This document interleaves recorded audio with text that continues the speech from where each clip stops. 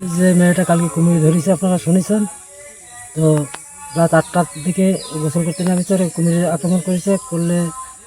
কুমির ধরে নিয়ে গেছে। আমরা নৌকা নিয়ে অনেক চেষ্টা করার পরে তাকে খোঁজ করে না পাওয়াতে ফজর আজানের নামাজের পরে ঠিক 4:30টায় 5:30টার দিকে লাশ ভেসে উঠছে।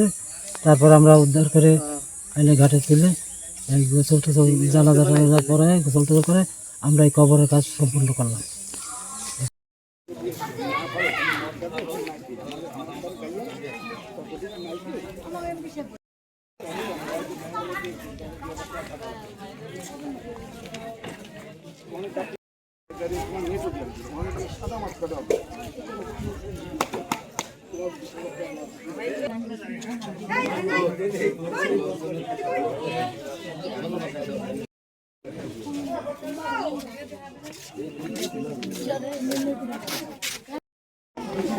ভাই